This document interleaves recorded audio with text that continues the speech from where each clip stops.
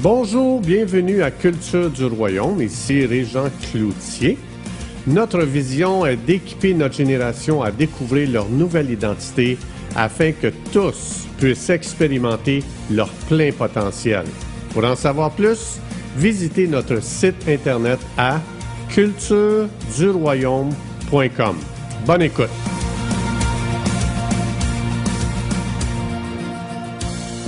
Bonjour, bienvenue à la suite déclarations et décrets. Donc, aujourd'hui, on est rendu à la partie 9.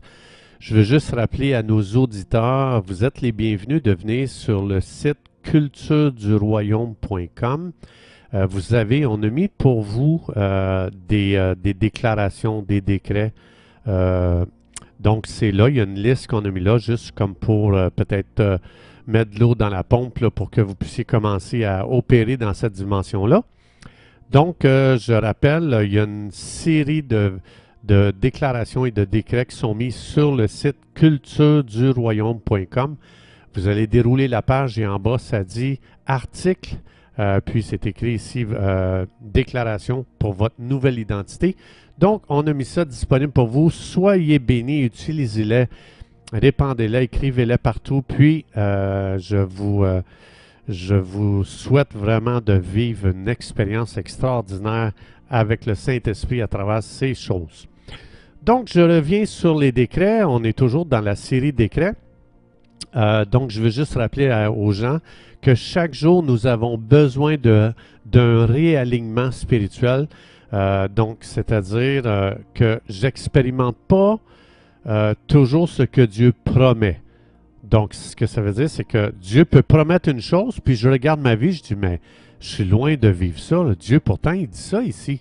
Puis moi, pourtant, je vis ça. Mon expérience, c'est pas du tout ce que Dieu a promis.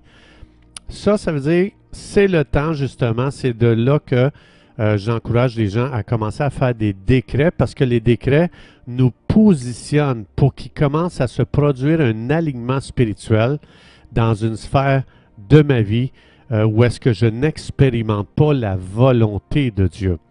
Donc, pour me retrouver dans cette position, je lis les promesses de Dieu, je la compare avec ma situation ou mon expérience, et quand je vois qu'il y a un décalage entre les deux, entre la promesse de Dieu et entre mon expérience, ben c'est le moment parfait pour commencer à faire des décrets. C'est pour ça qu'on a besoin de réalignement quotidien. Donc, c'est à ma situation de devenir une situation du royaume de Dieu sur la terre. Parce qu'il y a beaucoup d'endroits où est-ce qu'on peut tolérer des choses dans nos vies qui ce n'est pas du tout la volonté de Dieu. Donc, pour réaliser combien la volonté de Dieu est extraordinaire, on a juste à lire la vie de Jésus. Quand on lit, je vais vous donner un exemple. Jésus dit, « Je suis venu pour faire la volonté de mon Père. » Vous allez voir peut-être pour la première fois de votre vie, les boys, les girls, c'est quoi la volonté de Dieu? Donc, pour beaucoup de gens, ça sonne comme, il me semble que ça a l'air plate, ça, cette citation-là. Hey boy!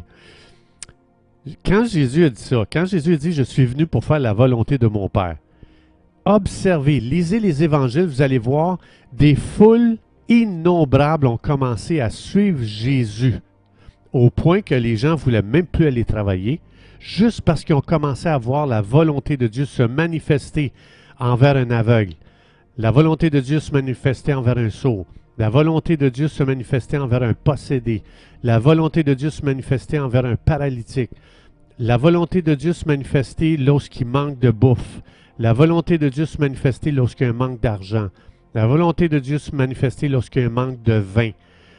Et la volonté de Dieu se manifester quand il y a un manque de moyens de transport pour traverser le lac. Puis là, la liste est sans fin. Et Jésus nous a dit, l'apôtre Jean, il dit, vous savez quoi? S'il fallait écrire tout ce que Jésus a fait en 3 ans et demi sur la terre, vous devez savoir que la terre n'est pas assez grande pour contenir tous les livres pour écrire tout ce qu'il a fait. Et donc, ça, c'est la volonté de Dieu. Quand on parle de la volonté de Dieu, là, on la voit tellement rarement que quand Jésus manifestait la volonté de Dieu, quand il est venu, les foules le suivaient, même s'il n'y avait rien à manger. Puis à un moment donné, vous allez voir, vous allez lire ça, les gens suivaient Jésus jour et nuit. Même, il marchait dans le désert. Il suivait Jésus dans le désert. Ça faisait 3 jours qu'il n'avait pas mangé. Puis c'est là que Jésus a dit, bon, les gars, c'est le temps de mettre la table. Au milieu du désert, là, où il n'y avait pas de magasin pour aller acheter de la bouffe. Et c'est des récits extraordinaires à aller, mais c'est plus qu'un récit. Jésus il dit, je vais vous montrer c'est quoi la volonté de mon Père quand il manque de bouffe. Et Jésus a pris les 5 pains, les 2 poissons, et bang, le ciel s'est ouvert, et les gens ont commencé à réaliser. Jésus a démontré, il y a de la bouffe dans l'esprit qui est là, peu importe où ce que vous êtes, mais personne pense. La volonté de mon Père, c'est qu'il n'y ait pas de manque de bouffe ici. Même chose avec le vin aux noces de Cana. La volonté de mon Père, c'est qu'il ne manque pas de vin. Donc, voilà ce que produit la volonté de Dieu. Elle est tellement extraordinaire qu'on est prêt à tout mettre de côté pour la voir se manifester. Donc, après la résurrection de Jésus, Jésus dit, il se tourne vers l'Église et il dit à l'Église, j'ai fait la volonté de mon Père, je suis venu pour faire la volonté de mon Père. Maintenant, Église, c'est vous qui allez continuer à manifester la volonté de Dieu sur terre, pareil comme moi j'ai fait. Donc, quand on entend ça, vous êtes peut-être comme moi, vous posez beaucoup de questions sur qu'est-ce que l'Église aujourd'hui. Il ne faut pas se décourager. Je vais vous encourager. On entend partout présentement dans le monde des témoignages de l'Esprit de Dieu qui réveillent des croyants pour prendre en main leur mandat.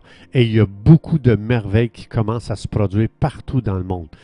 Je veux juste vous dire qu'on entre dans un nouvel ère, dans une nouvelle période, saison, et l'Église découvre de plus en plus son mandat et elle se lève avec des œuvres qui ressemblent de plus en plus à ce que Jésus faisait. Je reviens à ce que Jésus nous a dit de faire. Dans Matthieu 6,10, vous savez, quand les apôtres ont demandé, Jésus, enseigne-nous à prier. Donc, dans Matthieu 6,10, Jésus dit, OK, dans la prière, là, n'oubliez pas de dire que ton règne vienne et que ta volonté soit faite sur la terre comme au ciel. Donc, ici, dans l'original, là, ça dit règne de Dieu, viens. C'est comme si Jésus dit, vous allez établir, parce que vous allez voir, Jésus, il enseigne, allez répandre le royaume de Dieu, allez l'établir. Donc, règne de Dieu, viens.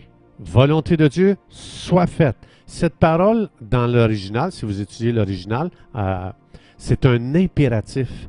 C'est un ordre, c'est un commandement. Ça veut dire imposer le royaume à se manifester dans une situation précise. C'est-à-dire relâcher le royaume dans des situations très précises pour déplacer les effets du royaume des ténèbres dans le but que dans cette situation-là, vous introduisiez la restauration du royaume. Donc Jésus nous a envoyés pour établir le royaume de Dieu dans toutes les sphères de la société. C'est-à-dire apporter le règne de Dieu dans toutes les sphères de la société lorsque ce n'est pas Dieu qui règne.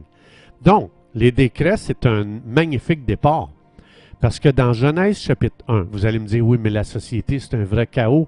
Là, présentement, on est dans une pandémie mondiale, tout est arrêté, l'économie scrapée, les relations sont endommagées à cause de la distanciation. Il y a plein de choses qui sont en train de faire, que ça cause beaucoup de chaos, beaucoup de dommages, beaucoup de ténèbres et beaucoup de brisements. Donc, les décrets, c'est un départ magnifique parce qu'on voit ça dans Genèse chapitre 1. On voit que Dieu n'est pas dans ce qui est informe, chaotique et vide. Hein? Genèse chapitre 1, la terre est informe et vide, chaotique. Donc, comment Dieu est-ce qu'il a commencé à apporter un changement? Il a commencé par décréter, ou il a commencé par parler, ou il a commencé par prophétiser, ou peu importe. Il a commencé à commander à la matière et aux molécules de se réaligner avec les décrets que Dieu faisait. Dans Éphésiens 5.1, ça dit que vous et moi, on est faits à l'image de Dieu, puis on doit imiter Dieu. Donc, notre planète est dans un chaos total. Donc, qu'est-ce qu'on fait? On fait comme Dieu, on parle au chaos, on parle à ce qui est vide, on parle à ce qui est ténébreux, on parle à ce qui est informe. Et les décrets, nous a été donné par Dieu pour décréter l'ordre, décréter la vie, décréter la lumière dans les ténèbres. Et même avant d'en voir les effets dans le monde physique, c'est ce que Dieu a fait. Donc, comme par exemple, moi j'ai aimé hier, on a fait un Zoom avec des amis croyants. On fait ça chaque dimanche matin, chaque mardi soir.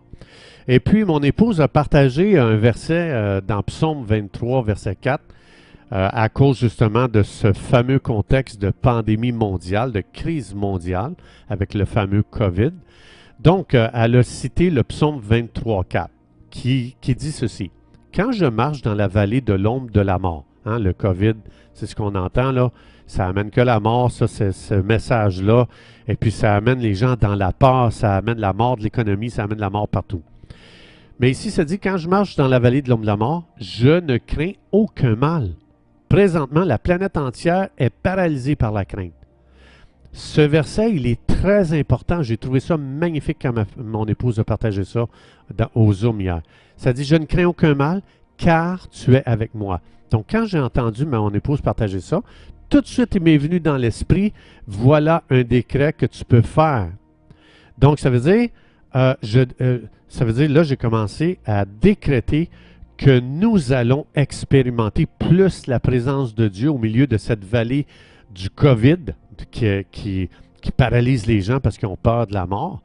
Et puis, parce que vous avez, comme je disais, vous avez sûrement remarqué que présentement, les gens sont plus conscients du COVID que de la présence de Dieu, mais c'est le temps de décréter que les gens vont, moi le premier, on va expérimenter la présence de Dieu plus que le COVID et je n'aurai pas peur. Donc, le psaume 23, 4 met deux choses ici, là, juste un à côté de l'autre, crainte et présence de Dieu. Et donc, partout dans la Bible, Dieu nous dit arrêtez de craindre. Et si jamais vous avez l'occasion d'écouter l'avocat Guy Bertrand, qui présentement se lève avec l'Organisation de la liberté des droits de l'homme, avec la Charte des droits et libertés de l'homme, Guy Bertrand, l'avocat justement qui se lève pour amener quelque chose en cours, là, pour défendre nos droits et défendre la Charte, il explique, il dit, dans cette pandémie, lorsque le peuple vit dans la crainte, les gens se comportent avec un quotient intellectuel d'un enfant de 7 ans. Voilà pourquoi on fait des drôles de décisions puis on a des drôles de comportements. Parce que la peur réduit notre quotient intellectuel, nous les adultes, à un enfant de 7 ans.